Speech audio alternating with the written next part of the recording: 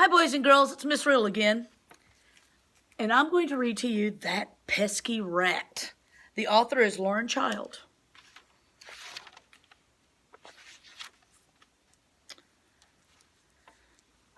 This is me. I'm the one with the pointy nose and the beady eyes. The cutest one in the middle. I live in a trash can number 3, Grubby Lane. Every now and then, I come back to find that someone has emptied all my belongings into a big truck and driven off with them. It's very upsetting.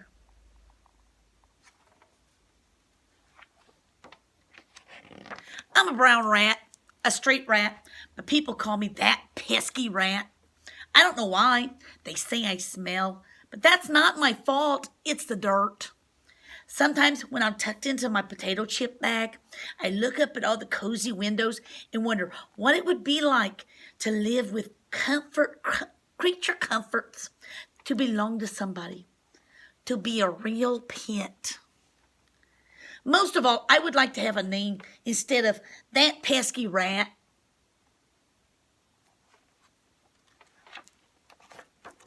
My friend Pierre, who is a chinchilla, belongs to a lady named Madame Fifi.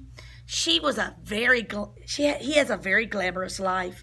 He lives in the lap of luxury.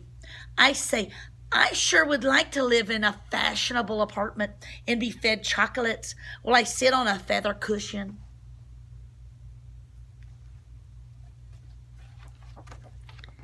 Pierre says, it's not all cushions and chocolates. Madame Fifi has me shampooed at the pet parlor once a week. I hate taking baths. I think I'm allergic to soap.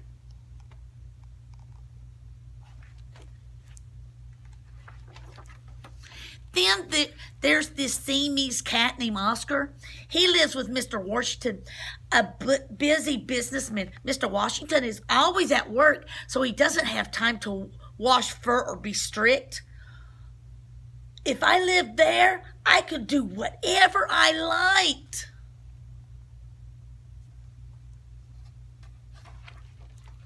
Oscar says, doing whatever you like can get tiresome after a while. I sometimes get a little bored watching the same old shows on TV. I even have to get my own supper. I'm very good in the kitchen, but I hate to be bored.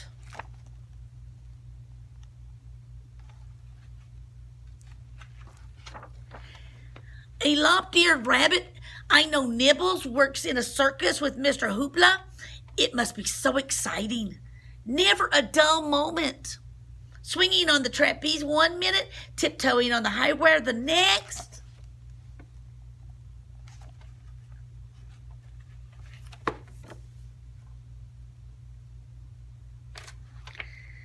Nibbles says, it's fun hopping through hoops in a tutu, but sometimes I wish I could take off the clown's nose and put my feet up. Maybe it's all a little too nerve-wracking for me. I think I'd really like one of those owners who does a lot of sitting around, like Miss St. Clair. Her Scotty dog Andrew is always sitting by the fire having supper on a tray, and they spend the evenings doing puzzles together.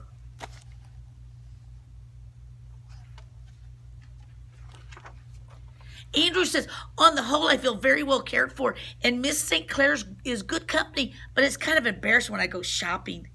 Miss St. Clair makes Andrew wear a little hat and coat. I don't think clothes would suit me, but I would do almost anything to be somebody's pet.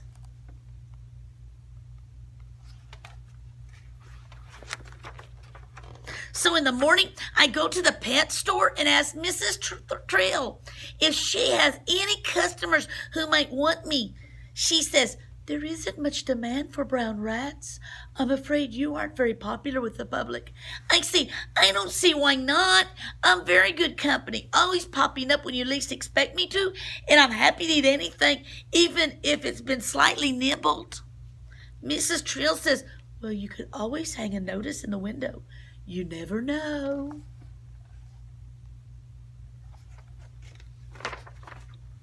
So I write, Brown rat looking for a kindly owner with an interest in cheese. Hobbies include nibbling and chewing. Would like a collar with my name on it. Would like a name. Would prefer no baths. Will wear a sweater if pushed. Yours sincerely, Brown Rat. That pesky rat. P.S. Sorry about the bad Paul writing. Not very good picture. Me.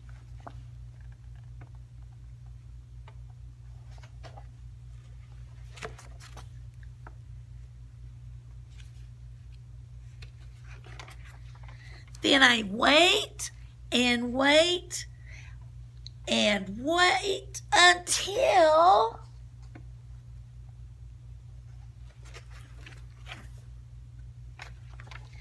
on Tuesday, old Mr. Forsythe walks by and stops to look at my notice. He really has to squint because he has such bad eyesight. Then he looks at me and says, "My, what a pointy nose you have, and goodness me, what a long tail, and such unusually beady eyes. I'll take him. I can't believe my luck." And neither can Mrs. Trill. Miss Trill says, "Are you sure?" And Mr. Forsythe said, "Oh, yes. I've been looking for a brown cat as nice as this one for ages." Mrs. Trill looks at me and I look at Mrs. Trill and we both look at my notice, but neither of us says a word.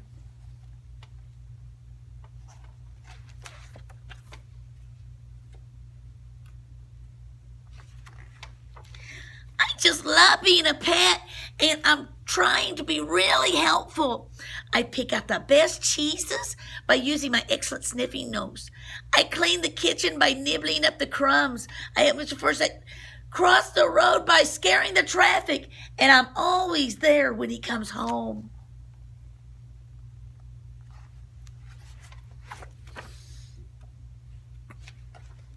So here I am, a pet with a name. So what if I have to wear a little sweater? Therefore it says, "Well, Tiddles, who's a pretty kitty cat?" And I squeak, "I am." I hope you enjoyed it. And if you did, please hit the subscribe button. Get your parents' permission first. That way I can stay on YouTube.